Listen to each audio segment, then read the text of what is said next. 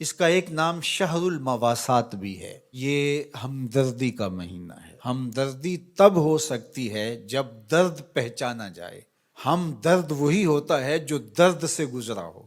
تو جس شخص نے کبھی تکلیف دیکھی نہیں، بھوک دیکھی نہیں، پیاس دیکھی نہیں، تو اس کو پیاس اور بھوک کی کلفت کا اور اس کی اذیت کا، اس کی تلخی کا اور اس سے پیدا ہونے والی بے چینی کا، اضطراب کا کیسے اندازہ ہو سکتا ہے؟ تو ہمارا رب آسودہ حال لوگوں کو بھی اور تمام لوگوں کو بھی اس مشق سے عملاً گزار کے بتاتا ہے کہ بھوک کیا ہوتی ہے، بھوک میں بلکتے بچوں کی حالت کیا ہوتی ہے، پیاس سے تڑپتے ہوئے جاں بلب لوگوں کی صورت کیا ہوتی ہے۔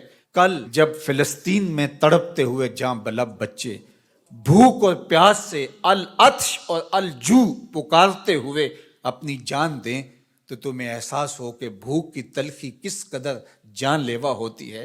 آج روزے کی اس حالت کے اندر، غزہ کے اندر ان تڑپتے ہوئے بچوں کا درد سمجھنے کی کوشش کریں۔ آج غزہ کے تڑپتے ہوئے ان بچوں کی حالت کا تصور کریں، جب ماؤں کی چھاتیوں سے دودھ بھی سوکھ جائے، جب بوند پانی کی اور دو لقمے کھانے کی بھی میسر نہ ہو، لوگ سسک سسک کے جانے دے رہے ہیں۔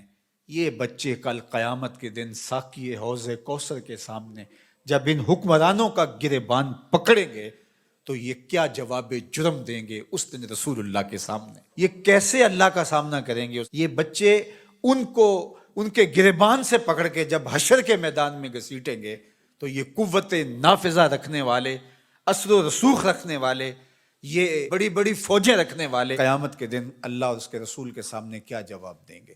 تو یہ مہینہ شہر مواسات ہے۔ اللہ اکبر! اور میرے اور آپ کے آقا و مولا تو شہر مواسات کا نور بانٹنے آئے ہیں۔ خود حضور کے مبارک بطن اقدس کے اوپر پتھر بندھے ہوئے تھے اور لوگوں کی ضرورتوں کا کس طرح خیال رکھتے۔ سیدہ زہرا پاک سلام اللہ علیہا چکی پیستے پیستے ہاتھ میں چھالے پڑ جاتے ہیں، اور حضور علیہ السلام کی خدمت میں کچھ غلام اور کچھ لونڈیاں کسی غزوے سے کثیر تعداد میں آئی تھیں، تو اس غرض سے حاضر ہوتی ہیں کہ ایک غلام یا ایک لونڈی عطا کر دی جائے، کام کاج میں ہماری معاونت ہو جائے۔ شہزادی کھڑی ہے حضور کے در پہ اور داماد کھڑے ہیں، اور ہاتھوں میں پڑے ہوئے چھالے حضور اپنی آنکھوں سے دیکھ رہے ہیں، لیکن آقا کریم فرماتے ہیں واللہ لا آتیکما، اللہ کی قسم میں تمہیں نہیں دوں گا، اللہ کی قسم میں تمہیں نہیں دوں گا، اللہ کی قسم میں تمہیں نہیں دوں گا۔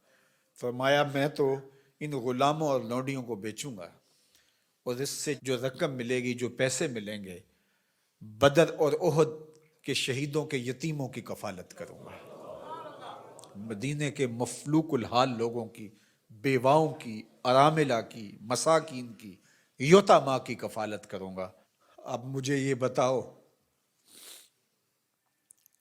کہ مدینہ المنورہ میں بدر اور احد کے شہیدوں کے یتیم بچوں کا، مفلوق حال لوگوں کا، اراملہ، مساکین، یتاماں اور مدینہ کے غرباء کا حضور کو اتنا خیال ہے کہ اپنی بیٹی کے ہاتھ پہ چھالے ہیں، اور حضور اپنی آنکھوں سے ملاحظہ بھی فرما رہے ہیں، لیکن کہا کہ میری شہزادی تکلیفیں سہ لے گی لیکن ان کی ضرورت مقدم ہے۔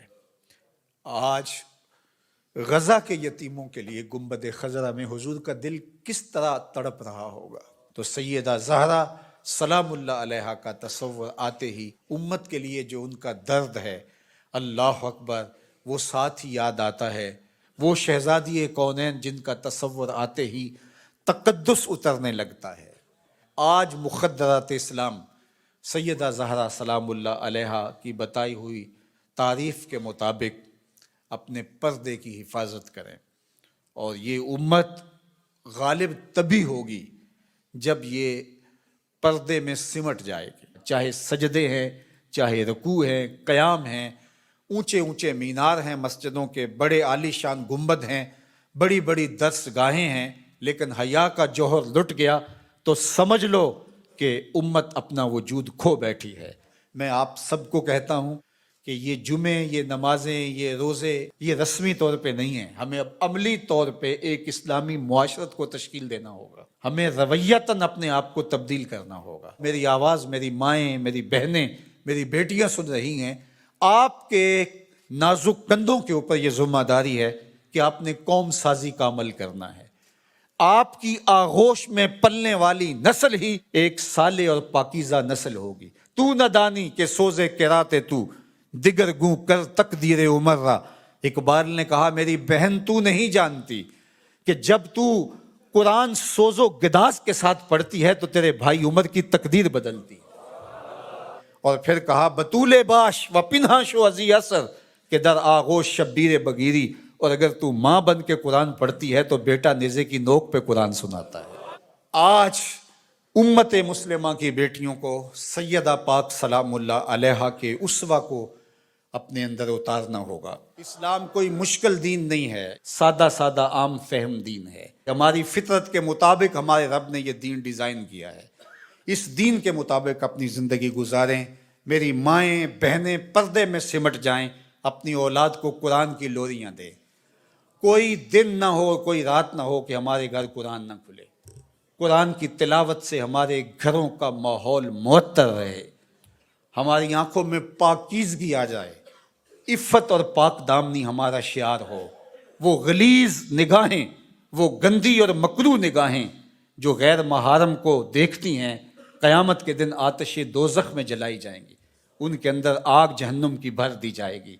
وہ تقدس مآب آنکھیں جو حیا کا جوہر رکھتی ہیں، انہیں عبادات کی لذت نصیب ہوتی ہے۔ تو اس لیے ہمیں شرم و حیا کا جوہر پیدا کرنا ہے۔ خاتون سمٹ جائے پردے میں، مت مغرب کی نقالی کرے، اور یہ جو نئے نئے فتنے نمودار ہو رہے ہیں اور نئے نئے رنگ اور آہنگ پیدا ہو رہے ہیں، نئی نئی دلیلیں تراشی جا رہی ہیں، اور طرح طرح کے مفکرین آ کر کے پردے کو بوجھ قرار دے رہے ہیں، ان کی بات چھوڑیں اور قرآن کی طرف آئیں۔ قرآن کہتا ہے یدنین فی جلابیبہن، کہ وہ اپنی اوڑھنیاں اوڑھ کے رکھیں۔ قرآن کہتا ہے کہ ولا تخضعن بالقول، کہ جب غیر مرد سے بامر مجبوری بات کرنی پڑ بھی جائے تو تمہاری آواز میں، لہجے میں نرمی نہیں ہونی چاہیے کہ دل کا کوئی روگئی اس نرمی سے تمہاری طرف مائل نہ ہو جائے، تمہارے لہجے میں کرختگی ہونی چاہیے۔ وہ اسلام، وہ دین آج ہم نے اپنی روحوں میں جذب کرنا ہے۔